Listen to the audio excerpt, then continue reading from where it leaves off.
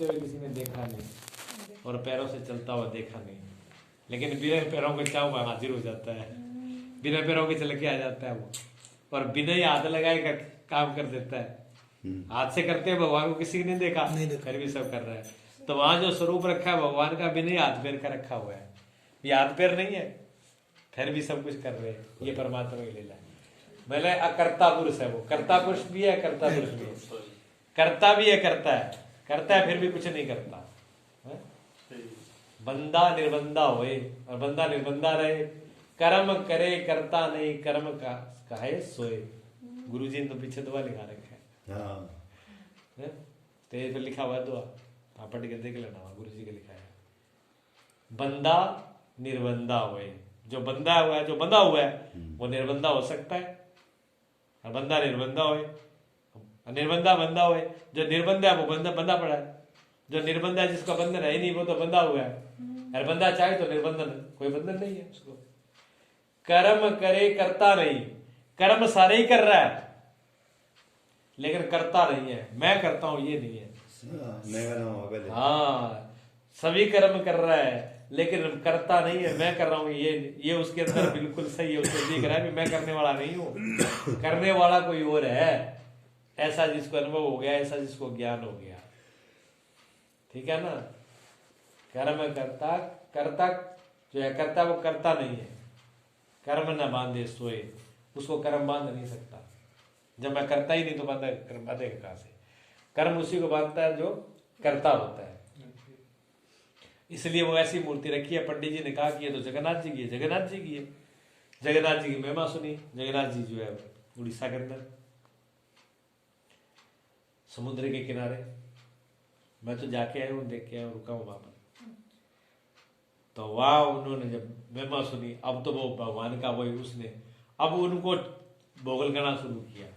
अब वो बचपन की फिर याद आई, शादी के बाद में बीच में वो भूल गई थी, काम में लग गई थी। अब जो पहली वो खिचड़ी खुआई थी वो खिचड़ी फिर उनको याद आई। अब तो वो भगवान का वो रख लिया उन्होंने, भोग लगाने लगे और खिचड़ी का भोग लगाए और खूब मस्त। फिर उनका भाव उठा कि मैं भगवान से वहां जगन्नाथपुरी भगवान के दर्शन करने आऊं। तो यहाँ से कर्माबाई जो है वो चली जाती जगन्नाथपुरी, लेकिन कर्माबाई की तो खिचड़ी का भोग बनाने की आदत थी, भोग लगाने की आदत थी, वो तो भोग लगाती कर्माबाई।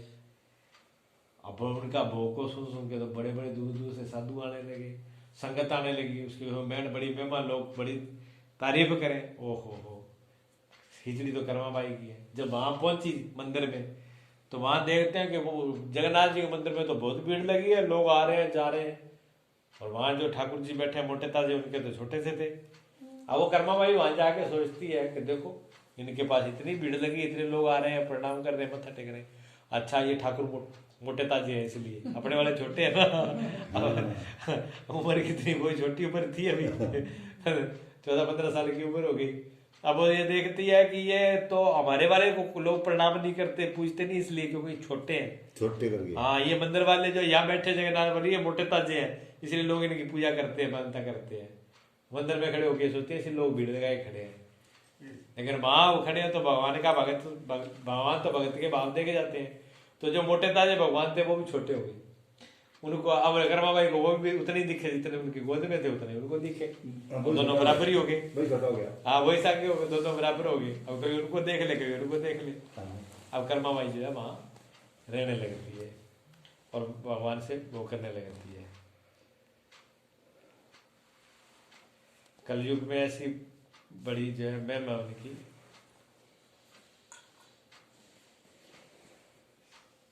तो कर्मा की खिचड़ी जो है ना सब जगह पर ये प्रसिद्ध है, कहावत है। ते 56 भोग से पहले खींच कर्मा की भाव है। ये भगतमाल में भी लिखा है, लिखते हैं नाभाजी, कहते 56 प्रकार के भोग है। अभी वो जब भोग लगता है ना, 56 प्रकार के भोग में सबसे पहले भोग भगवान को प्रिय के पहले खिचड़ी का भोग लेता है, उसके बाद में फिर दूसरी होती है। खिचड़ी कोई मामूली बात नहीं है। और युग नते कमल नयन, कल युग बहुत कृपा करी, इसलिए उन्होंने कहा क्या, और युगों के अंदर इतनी कृपा नहीं करी जितनी कल युग में करी है। कल युग में छोटे छोटे चीजें भगवान रीझ जाते हैं। और दर्शन दे देते हैं। तो मीरा जो है वो अपने कर्माबाई जो है उनमें वो जो ठाकुर जी मिल जाते हैं उनका सहारा फिर पकड़ लेती है। अब उन्हीं की पूजा पाठ में मस्त होने लगती है। क्यों और तो कोई सहारा दिखता नहीं, संसार का कोई सहारा रहा नहीं। कहते कुछ लेना ना देना मगन रहना, गहरी नदियां नाव पुरानी, केवट संग लगे रहना। ये नदियां बहुत गहरी है, नाव ये पुरानी है। नाव क्या है? शरीर है। नदियां क्या है? संसार है। और नदी तो ये भवकूप बहुत गहरा है और ये पुरानी है, पता नहीं कब जवाब दे जाए, कब इसका पुर्जा उखड़ जाए, कब पुर्जा बंद हो जाए, कब सांस रुक जाए, कब इसमें हवा बंद हो जाए, कोई पता नहीं है। इसका भरोसा नहीं है कब जवाब दे दे। ऐसी नाव है, केवट संग लगे रहिए, कछु लेना ना देना मगन रहना। और केवट संग लगे रहना। केवट कौन है? सतगुरु केवट कर्णधार, सतगुरु दृढ़ नावा। सदगुरु ही केवट को चलाने वाले हैं। केवट या सदगुरु है। जो सदगुरु के संग लगा रहता है और मस्त रहता है वो पार कर जाता है। ऐसा जो है तो नाभा जी जो है भगतमाल के अंदर इसी कर्माबाई का जो वहां पर जा करके जब रहती है तो उस वृत्तांत को लिखते हैं हम।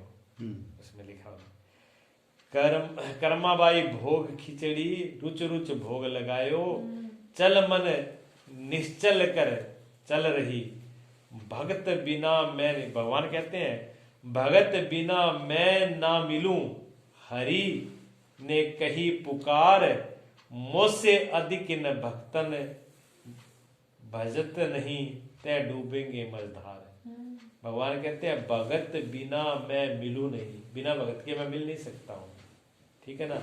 हरि ने कही पुकार, हरि ने ये पुकार करके कहा मोसे अधिक इन भक्तन की, नहीं तो डूब इनको भज, मोते अधिक इनको भज, नहीं तो डूबेगा मझधार। अगर मुझे प्राप्त करना है तो मेरे भक्तों की सेवा करो, पूजा करो।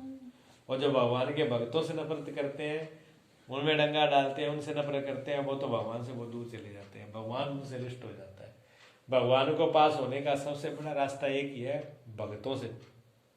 इसलिए जो है संतों के पास में लोग लगे जाते हैं। जो संतों की शरण लग जाता है वो भगवान की शरण में पहुंच जाता है, पता ही नहीं चलता। और कोई रास्ता ही नहीं है, रास्ता वो है होता है। हाँ, तो वो लिखते हैं जो बाबा जी क्या कहते, बड़े प्रेम से खाई कर्मा बाई की खिचड़ी, बड़े प्रेम से खाई कर्मा बाई की खिचड़ी, कौन समझ सकता प्रभु की, कौन समझ सकता प्रभु की लीला आश्चर्य भरी, बड़े प्रेम से खाई कर्मा बाई की खिचड़ी। वो कहते हैं बड़े प्रेम से खाई भगवान ने कर्मा बाई की खिचड़ी, और कौन समझ सकता है ये आश्चर्य भरी लीला, इतनी आश्चर्य भरी लीला है। अति पवित्र तन तिलक छाप आयुध बड़े बड़े आयरी, उत्तम कुल में जन्म कहाए पंडित और पुजारी, 56 भोग 800 व्यंजन, 56 भोग 3600 व्यंजन, भरी स्वर्ण की थारी, तुलसी दल और मंत्र सहित पर 6 भोग लगा रही, पर बिना प्रेम सब सामग्री, बिना प्रेम सब सामग्री रह जाए धरी की धरी। कहते हैं बड़ी पवित्रता से, बड़ी पवित्र होकर के नहा धो करके गंगा जल छिड़क के तिलक लगा करके नए नए आभूषण धारण करके उत्तम कुल में के जानने वाले पंडित पुजारी 56 प्रकार के भोग, 36 प्रकार के व्यंजन और सोने की थालियां भर भर करके और तुलसी का पत्र ऊपर रख करके और मंत्रों से भगवान का भोग लगाते हैं। पर बिना प्रेम के भगवान वो सारे के सारे धरे रहते हैं। बिना प्रेम के भगवान उनसे किसी से कुछ नहीं होते। इतना सब किया हुआ भी वो ऐसे कैसा धरा पड़ा रहता है। प्रेम से भगवान रिश्ते हैं। कर्मबाई भक्तिमती अति हरि को लाड लडावे। बालक जान श्याम सुंदर हृदय सदा अकुलावे।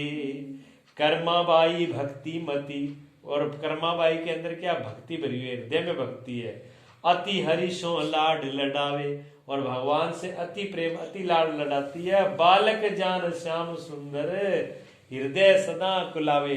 श्याम सुंदर को क्या समझा, बालक है। मैंने आपको बोला कर्माबाई बेटा समझती है, बालक समझती है। भगवान को अपना बेटा बालक समझ के उनका हृदय दुखित होता है, व्याकुल होता है, पता नहीं कैसे हो गए, खाया कि पिया, भूखे हैं, प्यासे हैं। उनका बार बार जो है, जैसे माँ का अपने छोटे बालक के प्रति व्याकुलता होती है, ऐसे कर्माबाई की ठाकुर के प्रति जो है व्याकुलता होती है। जगते जगते भूख लगी मचल न जावे। बड़े सांवरे बड़े सवेरे बिना नहाए खिचड़ी नित्य बनावे। बाहर तो अपवित्र देह में पावन प्रीत भरी। बड़े प्रेम से खाई कर्मा बाई की खिचड़ी। क्या करते, कर्माबाई का भाव देखो।